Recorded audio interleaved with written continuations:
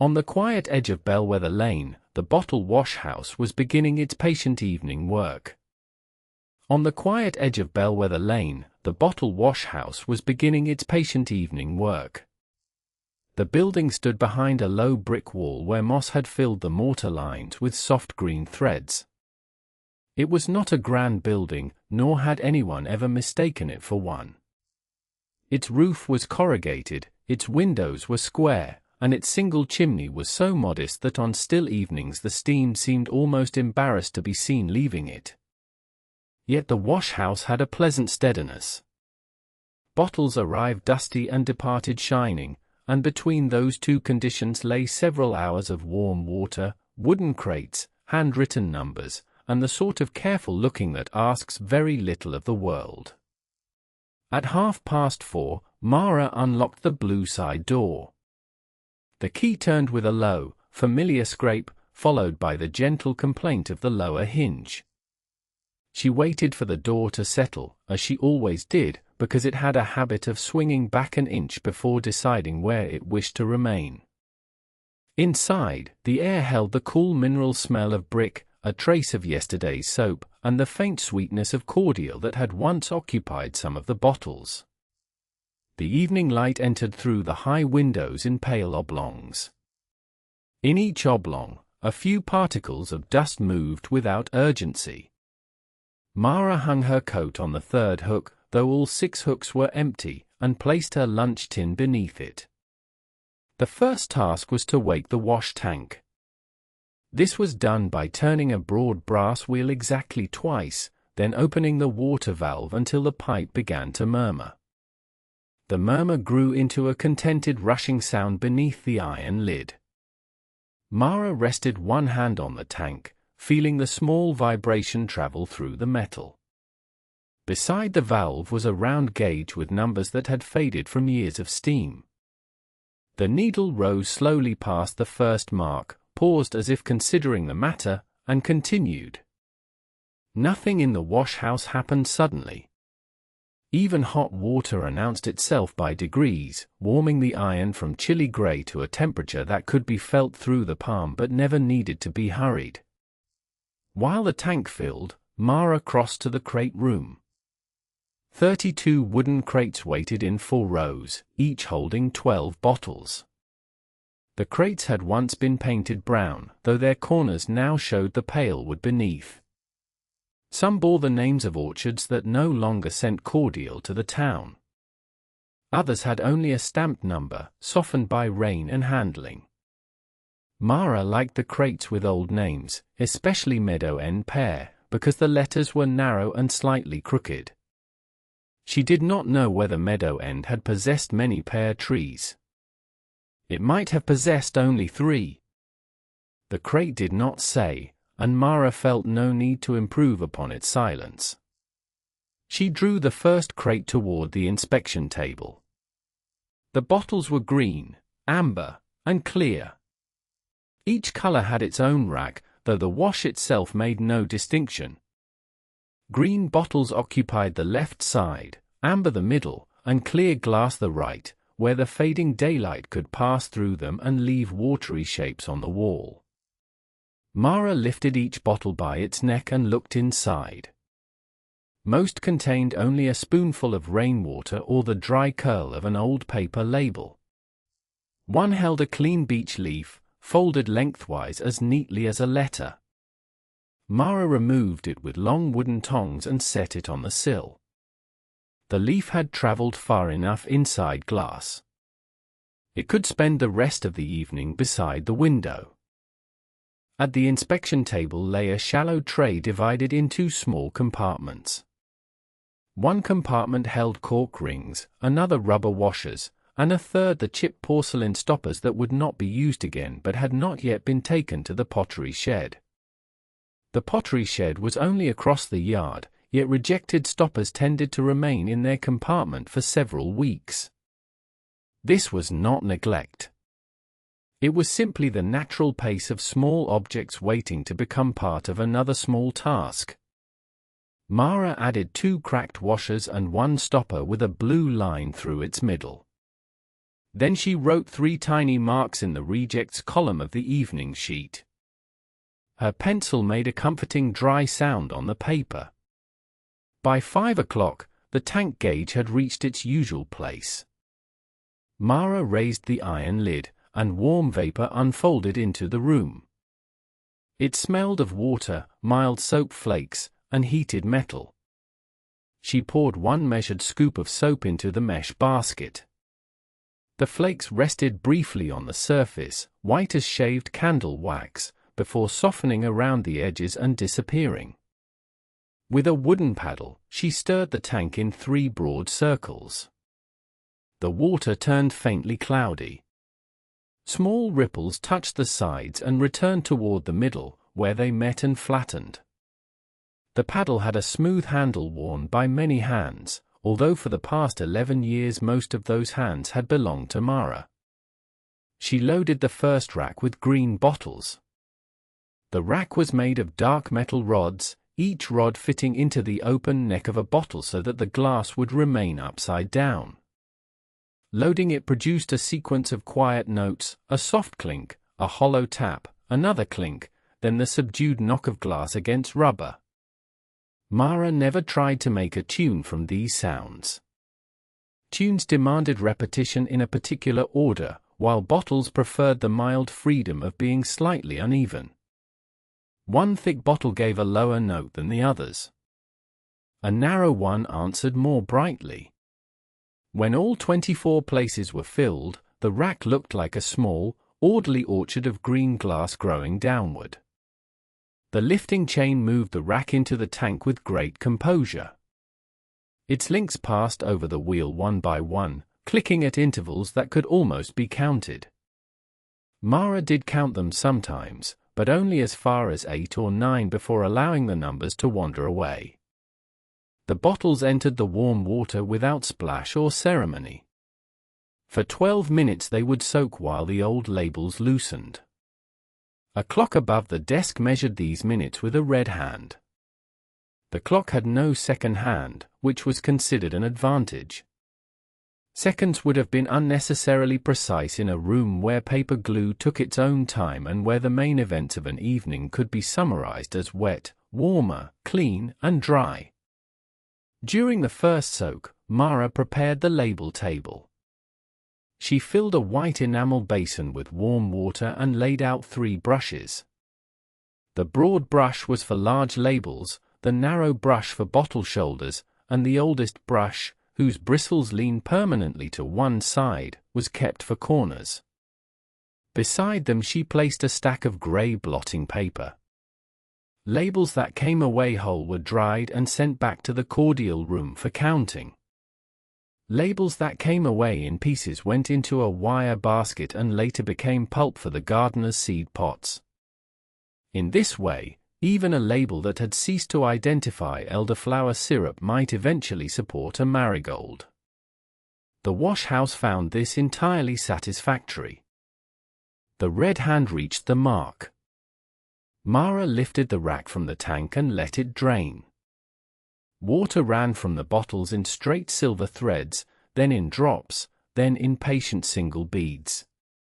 She lowered the rack to the rubber-covered bench. The glass was warm enough to mist the air directly around it. With the broad brush, she eased the first label away. It slid from the bottle as gently as a postage stamp from an envelope left in a pocket during rain.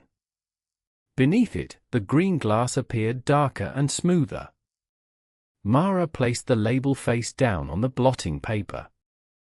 It read Bramble Cordial, but the final letter had faded, so that the drink seemed to have been made from something called bramble. There were small variations in every label. Some had been applied a little high, some a little low, and one had wrapped around the bottle with an overlap broad enough to shelter a ladybird, if a ladybird had required shelter there. The inks ranged from dark plum to the soft brown of weak tea. Mara did not rank these differences. She noticed them and let them pass. The work offered hundreds of such observations, none requiring a decision. This label had a square corner. That one had a torn edge. Here was a bottle with a bubble in the glass, caught during its making and now suspended forever like a tiny transparent lentil. It was agreeable to be among facts so modest that they never raised their voices. Outside, a bicycle rolled along Bellwether Lane. Mara heard the tires whisper over the damp road, followed by the faint bell used at the bend. Then the lane became quiet again. The washhouse window looked toward a field bordered by willow trees. At this hour the willows held the light on the undersides of their leaves, turning each branch a muted silver. Beyond them stood the water tower, painted cream many years ago and now approaching the color of porridge. The tower supplied the upper streets, the bakery, the school, and the washhouse. Mara sometimes imagined the water resting high inside it before beginning the slow journey through buried pipes to her brass valve. The second rack was amber glass. Amber bottles made the room feel warmer even before they entered the tank. Their color varied from honey at the thin edges to chestnut at the base. One was almost brown and had shoulders shaped in an old-fashioned slope. Mara held it toward the window. Through it, the willows became an autumn evening, though the season was only late spring. The bottle had no maker's mark, only a shallow seam running down each side. Mara placed it in the rack between two ordinary amber bottles, where its age, whatever that age might have been, caused no disturbance. The washhouse accepted old bottles and new bottles on the same rubber pegs. At 5 Mr. Pell from the cordial room brought in the final 6 crates. He pushed them on a low trolley whose left wheel squeaked once during every turn. The squeak was neither sharp nor troublesome. It sounded like a small bird remembering a question. Mr. Pell parked the trolley beside the wall and checked the delivery slip. 6 crates, 72 bottles, assorted colors. Mara checked the same numbers on her own sheet. They agreed, as they almost always did. Mr. Pell said the evening looked mild. Mara said it did. They both looked through the window for a moment, confirming the mildness, and then Mr. Pell returned to the cordial room with the empty trolley making its thoughtful little sound. The ledger for the current month was bound in green cloth. Its pages had columns for arrivals, accepted bottles, chipped bottles, cloudy bottles, missing stoppers, recovered labels, and remarks. The remarks column was the broadest and least used. Most evenings required no remark at all.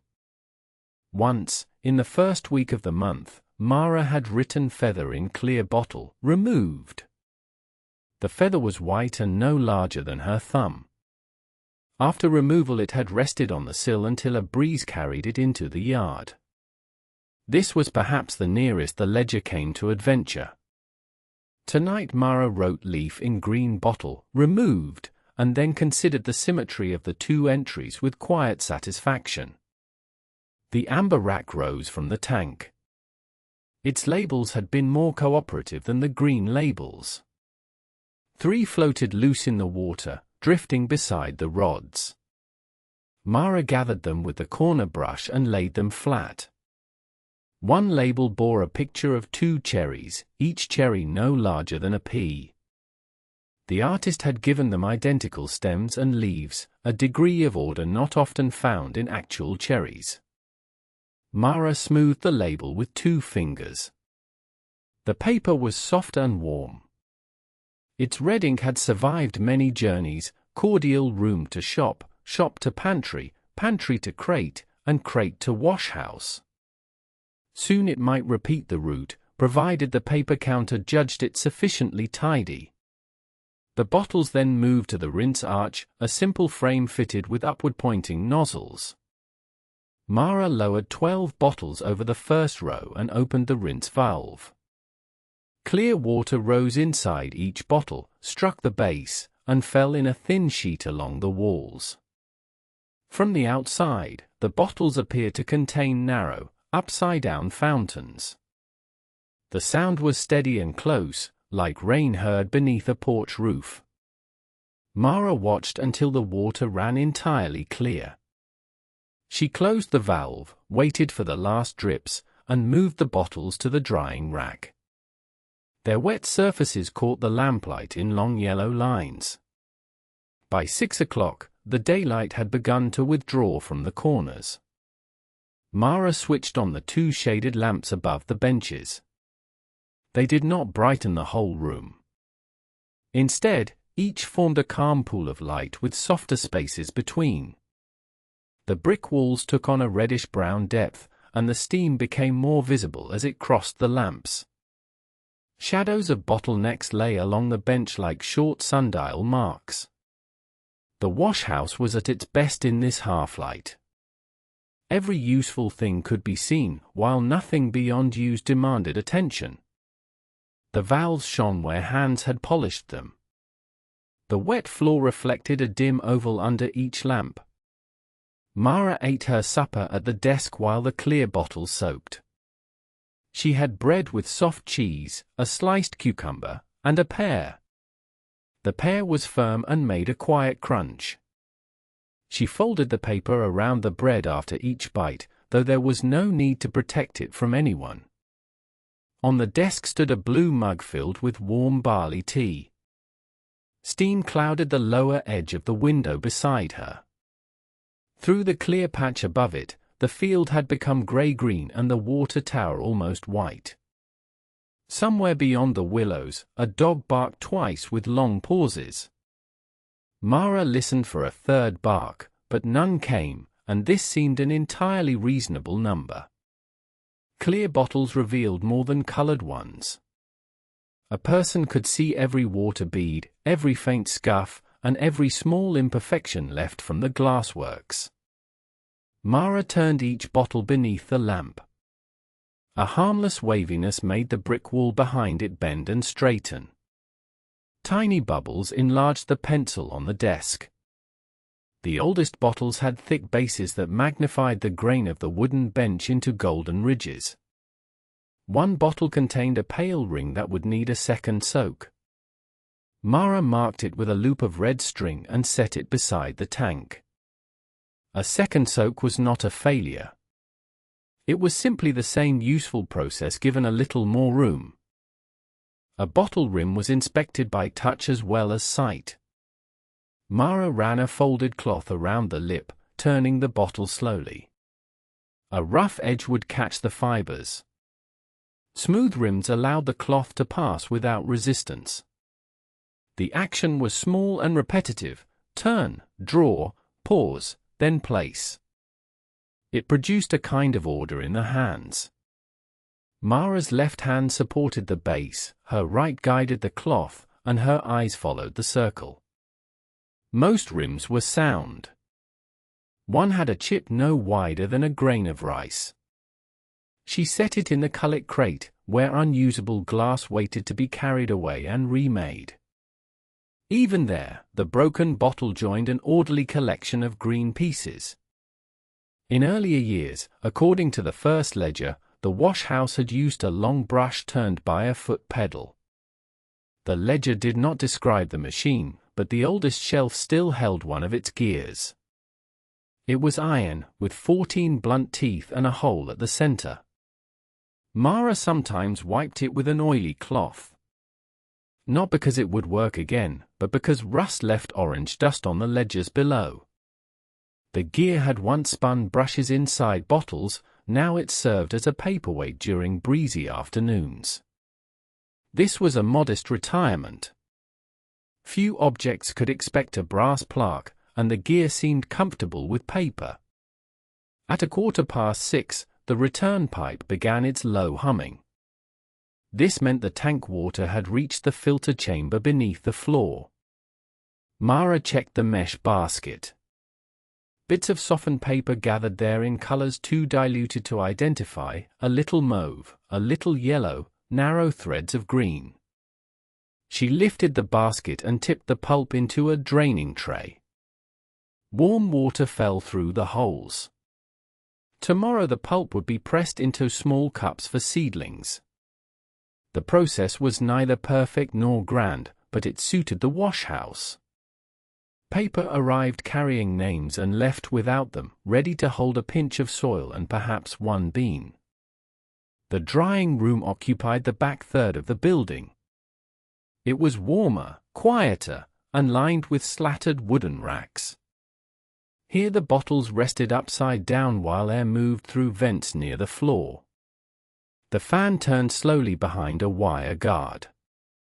Its blades made a broad fanning sound, followed by a tiny click at one point in every rotation. Mara had once asked the mechanic about the click. He had listened, nodded, and said it was not a concerning click. Since then, it had remained exactly that, present but unconcerning. It marked the evening without counting it, a soft mechanical punctuation beneath the occasional drip of water. Rows of clean bottles made pleasing shapes in the drying room. Green beside green, amber beside amber, clear beside clear, each row held at the same angle. The bottles were not truly identical. Some were taller by a finger's width, some had rounded shoulders, some bases were indented. But at a little distance, the differences settled into a pattern. Lamplight passed through the colored glass and fell onto the floorboards in olive and brown patches. Clear bottles projected brighter circles. Mara walked between the racks, placing one bottle at a time. Her rubber-soled shoes made almost no sound except where one floorboard gave a low wooden sigh. Back in the main room, the second soak bottle waited with its red string. Mara removed the string, lowered the bottle into a small round tub, and poured warm water to the shoulder. The pale ring inside had probably come from syrup left to dry. It softened slowly. She used a narrow brush, turning it once around the inner wall. The ring thinned, broke, and vanished into the water without ceremony. Mara rinsed the bottle twice and held it to the lamp. The glass was clear. She did not celebrate, because nothing had opposed her. Warm water, a brush, and time had simply done what warm water, a brush, and time generally did. From the cordial room came the distant sound of chairs being placed upside down on tables. The day workers would soon leave through the front gate. Their voices crossed the yard in low fragments, someone discussing onions, someone remembering a parcel, someone saying good night twice. A gate latch lifted and fell. Then a small motorcar started near the road, idled, and moved away. The washhouse remained lit. Mara's shift lasted until the final rack had drained and the tank had cooled enough for its lid to remain closed. She enjoyed this later hour, when the building no longer seemed part of a workplace but part of the evening weather. She began the blue ribbon inspection. 4 bottles had been marked for their rims. The first was smooth, the mark seen earlier was only a thread of label glue. The second had a thickened lip but no roughness. The third was an unusual square-shouldered bottle whose stopper sat slightly crooked. Mara tried 3 spare washers before finding one that allowed the stopper to lie flat. Each unused washer returned to its compartment. The 4th bottle needed no more than a careful wipe. Mara entered for inspected, for accepted in the ledger. Numbers that matched were particularly restful. There would be no question carried into tomorrow's page. Not every number matched so neatly. The count of recovered labels was 91, while 94 bottles had arrived with labels. Mara checked the pulp basket and found the missing 3 represented as small wet scraps. She recorded 91 whole, 3 pulped. The columns balanced in their own manner. A ledger did not require everything to survive unchanged. It required only that each thing be accounted for in the condition in which it had arrived or departed. Mara ruled a line beneath the figures with the 9-inch ruler. The line extended only 9 inches, exactly as the ruler promised, leaving the final inch to be completed freehand. At 7 o'clock, a light rain began. It touched the corrugated roof with sparse, separate taps. The taps multiplied until they formed a soft continuous texture, louder over the tank and quieter above the drying room, where old felt lay beneath the metal sheets. Water ran down the high windows, making the field blur. The willows loosened into pale strokes, and the water tower became a cream-colored smudge. Inside, the lamps held steady. The warm smell of soap mingled with the cooler smell entering through the vent, damp soil, leaves, brick, and the faint mineral scent that comes when rain wakes dust on a road. Rain altered the bottle shadows.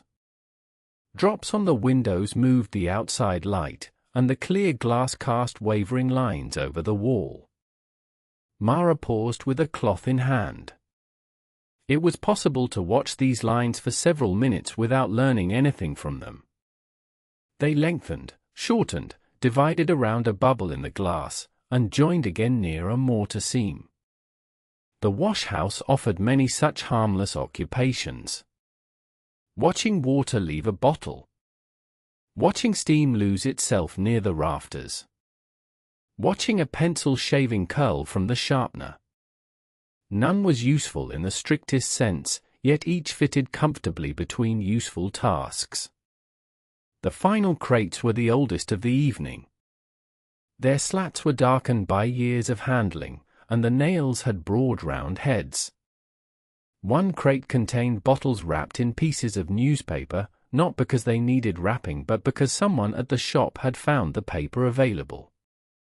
Mara unfolded each piece. The print concerned a flower show, a repair to the East Footbridge, and a recipe involving turnips. None of the articles was complete. The flower show ended midway through a sentence about dahlias. The Footbridge report lacked its beginning. The turnips alone retained both ingredients and method, though Mara had no intention of preparing them with nutmeg. The bottles in these crates were mostly small. They had held concentrated syrup sold in quantities suited to narrow pantry shelves. Their labels were plain cream with a blue border. Small bottles required a different rack, stored behind the rinse arch. Mara brought it forward and wiped the rods. There were 40 places arranged in 5 rows. Filling them took longer than expected because each bottle had to be turned so its shoulder rested against the rubber ring. Yet the work was easy. Pick up, look through, remove stopper, place on rod. Pick up, look through, remove stopper, place on rod. Rain continued above, giving the sequence a broad and even background. One small bottle smelled faintly of mint. Even after its stopper was removed, the scent remained inside the neck, cool and green. Another smelled of blackcurrant, though only enough to suggest a cupboard where blackcurrant cordial had once stood. The wash would take these scents away. Mara did not regret their passing. A clean bottle should smell of almost nothing. Almost nothing had its own quiet character, warm glass, clear water, a trace of air. After drying, the bottles would wait with their openings covered by cloth until they were filled again, and whatever fragrance came next would have a clean room in which to settle. The small rack entered the tank. The level rose by less than an inch. Mara skimmed a piece of paper from the surface and checked the temperature gauge. The needle had begun its gradual evening descent, though the heater still maintained enough warmth for the last wash. She reduced the valve by a quarter turn. The pipe's murmur softened. Above it, rain and fan and dripping racks formed 3 layers of sound. Closest was the irregular drip. Behind it was the fan's slow breath and unconcerning click. Farthest was the rain, spread across the roof. Mara could listen to all 3 together or allow them to become one sound, broad and drowsy. At 7:30, she made a cup of hot water with 1 slice of lemon. The lemon had already flavored a cup at supper, so its second use was very mild. It floated near the surface, pale yellow against the blue enamel. Mara sat at the desk and warmed both hands around the mug. The ledger lay open to the evening page. Its figures waited without impatience. Through the rain-dark window she could see only the lamp reflected behind her, the upper racks, and a row of green bottles. The reflection made the room appear to continue beyond the glass into another identical washhouse, where another patient worker might also be drinking almost lemon water. There was still a small stack of stopper caps to wash by hand. Mara emptied them into the enamel basin. They were round porcelain discs fitted with wire loops, each disc marked by a blue or green line. In the water they clicked against one another like smooth pebbles. She brushed the undersides, checked the wires, and placed them on a towel. A bent wire went into the repair tray. The rest formed rows of 6. Water darkened the towel beneath each cap, making temporary circles. By morning the circles would be dry and invisible, but for now they served as evidence that the caps had been exactly where they were. When the small bottles came out of the tank, their labels lifted almost at once. Mara drew them away with the narrow brush. Cream paper covered the blotters in orderly rectangles. She rinsed each bottle under the arch for rows of 10, and listened to the higher notes made by the smaller glass. Water flashed inside them and drained. She checked them against the lamp. All were clear. One had a base so thick that the lamp appeared as a small golden coin within it. She turned the bottle, and the coin slid along the glass without ever reaching an edge. Then she placed it with the others, where the illusion disappeared. The last drying rack stood near the warmest vent. Mara carried the small bottles there in shallow baskets. Their rims made a soft chattering sound whenever the basket tilted, so she kept it level. At the 4th floorboard, the familiar sigh accompanied her. She filled the rack from back to front. This prevented her sleeve from touching bottles already placed, a method written nowhere because it was easier to remember than to explain.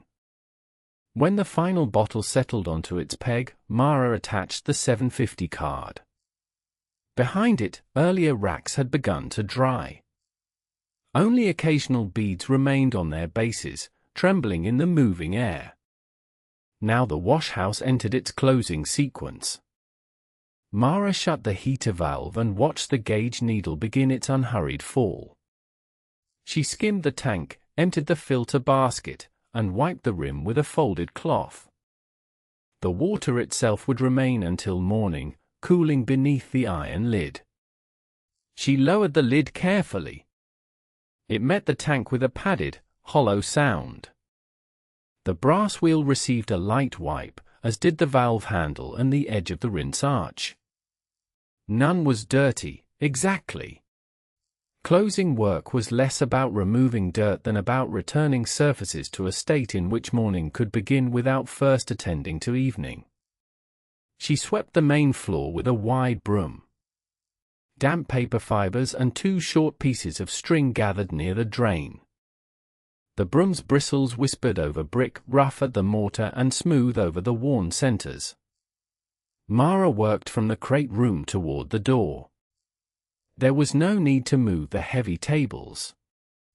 Dust beneath them had established a quiet territory and could wait for the weekly cleaning. Tonight's sweep concerned only the traveled paths, tank to bench to rinse arch to drying room, desk to door. These routes appeared on no map, yet her feet had drawn them into the floor over many years. The empty crates were stacked in 3s. Mara checked each for damp corners and loose nails. One nail had risen slightly from a slat. She tapped it down with a small wooden mallet, 3 gentle blows that sounded unexpectedly round in the nearly silent room. The crate joined the others. Tomorrow they would return to shops with clean bottles, or perhaps wait another day by the cordial room wall. Wooden crates were practiced at waiting. They waited to be filled, waited to be moved, waited beneath counters, waited in sheds. Their scratches and faded lettering were the record of a life largely spent remaining still until 2 hands lifted them. At the label table, Mara lifted the blotting sheets one by one. The recovered labels were damp but no longer wet. She counted them into bundles of 20, with 11 left over. A strip of plain paper held each bundle. She wrote the flavor on top: bramble, cherry, pear, mint, and assorted. Assorted was useful when no more exact word would improve the bundle. The labels would be examined tomorrow beneath brighter light. Some would return to bottles. Others would join the pulp tray. Tonight they needed only to lie flat in the wooden press. Mara tightened the press screw until the papers were held, not crushed. The rain eased while she completed the ledger. Its steady roof sound separated into drops, then into small runs of water slipping from the gutter.